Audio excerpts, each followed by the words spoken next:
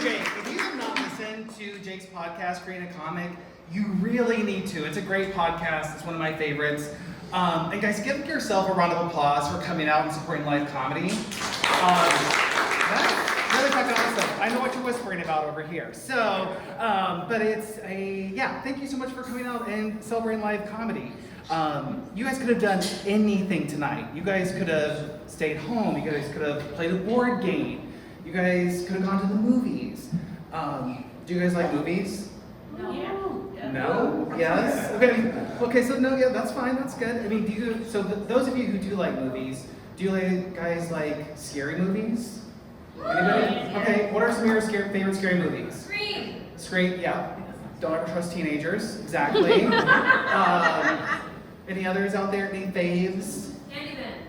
Okay, I don't do bees, but I rewatched, what did you say? Evil Dead. Okay, is this a musical? No. Okay, so I rewatched a modern classic recently, and I am going to spoil it for you, but I watched it, and it just took on a whole new meaning for me. I watched the movie The Sixth Sense. Have you guys seen this? Okay, that man dies and doesn't know it. And I'm not going to go out that way. I'm taking out obituaries in 4 newspapers, and the first line, Brian, you're dead. Because I am not going out that way. I am not going out that way. But that's not the scariest part. That's not the scariest part. And I'm sorry I gave a little clumps because I died inside when this occurred to me. That man dies, and he continues to work. When I die, I quit. And if I go to hell, I got fired. And with that, happy Pride Month. To those of you celebrating Pride, exactly. It's a great thing. Or as I like to call, Gay Shark Week. But you can't look anywhere and not seeing gay shit. Like it's just everywhere. Like Bear Grylls, he's climbing Brokeback Mountain. But again, I'm not here to change hearts today or change opinions. But I want to leave you with a tool to better navigate Pride season. There's a question that I'm asked that I'm tired of being asked. Don't ask me, have you seen the movie Burlesque? Bitch! Let me take this dick out of my mouth. That's, just so you know, that's gay to hold my beer. You don't ask a gay person a qualifying question that you know the answer to. That's rude. Like, I would never go up to any of you straight men and be like, hey, do you know who Joe Rogan is? Like, I'm not hateful. But for all the men out there, whether you're gay or straight, I want to talk about our favorite topic, dicks. So recently, scientists have discovered that dicks are actually 25% larger than when they previously measured. So like, all men rejoice. But I have some questions. Number one, scientists. TikTok dicks aren't real. Number one. Number two, where are you measuring from? Like you start from like the base of your erect penis to the tip. That's how you measure. Like you can't start from your asshole up the cleavage, like around your balls and up and down the shaft. Like you're not measuring the coastline of Florida. Also, they are developing a male contraceptive medicine. It's a cream that you rub on your shoulders and it lowers the sperm count. And again, scientists, shoulders, like, are they just assuming that men are so nasty that they will inevitably not wash their hands so they will touch their dick with this medicine? But then, how it works, again, it like lowers the sperm count. And I think that's just it's bad business. Like a gun with a bullet in the barrel will still kill you. So like a wiener with a sperm in the nutsack will still give you a baby. And like, we need a barrier. Not a filter, a barrier, not a filter, because we all know sometimes the dumb ones win. And I have seen Forrest Gump. So, it's just a thing. So, are we a tattoo crowd?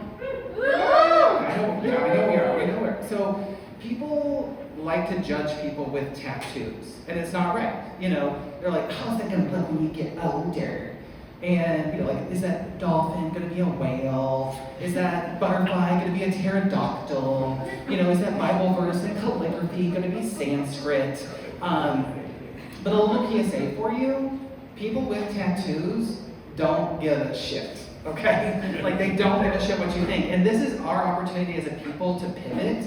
I have a franchise opportunity for all of you. I want to start opening tattoo parlors up in retirement homes and getting the elderly, because sometimes people are too afraid or they have a spouse that wouldn't let them get a tattoo. So I would call my tattoo parlors a wrinkle in time. And yeah. I'd be like, yeah, Ethel, do you want a tattoo? Come on over here, baby Ethel. You want a tramp stamp? I got you. If found, call my son Steve. Yes, Steve, I know you're gay. What you guys don't know is that I have a tattoo, me. I know I look like a dentist, but I'm actually a little bad boy. I'm a little baddie. And I have a tattoo, and it starts on this thigh, and it goes all the way up and over, and it's a rainbow. It's a butterfly and a rainbow from side to side, and it reads, if you can read this, you're about to be gay. So, yeah. So, I think you guys are pretty cool. Do you want to go on a social experiment with me right now? Yeah. Okay, buckle in, we're not turning back. So, I'm not a racist.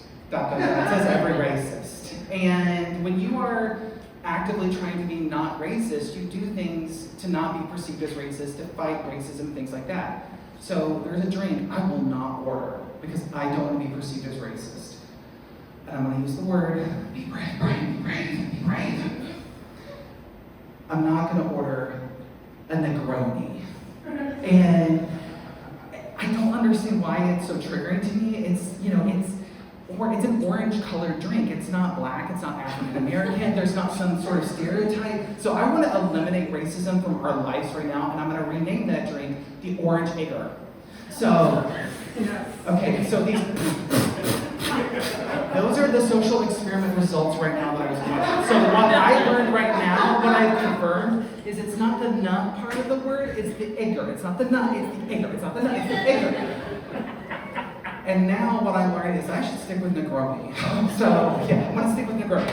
But I promise I'm not a racist. I saw the new Little Mermaid movie. Did you guys? It was okay, but that girl who played Ariel, beautiful. 10 out of 10, voice like a bell. She did not deserve the racism that she got. And people are they're worried about the wrong things. Like that movie won't turn your kid black. But Ursula might turn your child gay. Because when I saw the original movie when I was 7, I know it's impossible to believe, but my big takeaway was, if I have to humor some ugly has-been to get to the men, sign me up. Poor unfortunate soul, I will do anything for the pole. And I'm looking around the room, I see the whispers, I see the chatter, and I know I've been getting it my entire life. I look just like Ariel. I get it. Like they wanted me to audition. I was like, no, give this to her. Aaliyah was murdered, slavery. Give this to her. But I did do a reading for Haley Bailey just so she knew how to do it. Do you guys want to see my audition? Yeah. Okay. So just take a moment, center yourself, close your eyes, feel the water. We're under the sea. I'm swimming. How many wonders can one cavern hold? Looking around here, you think, sure, he's got STDs. I have chlamydia and gonorrhea aplenty. I have HPV, but no herpes sores. You want thingamabobs? I have all kinds of things. But who cares? No big deal. I'm a whore. I'm ready to know what the people know. Ask some questions and get some answers. What's a vagina? And what's the word? Squirt. You're welcome.